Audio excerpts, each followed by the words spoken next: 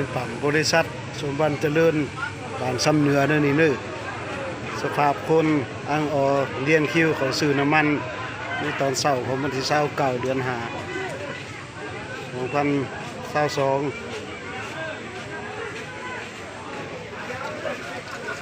2022ทางนอกหัวก็ยังอ้างอออยู่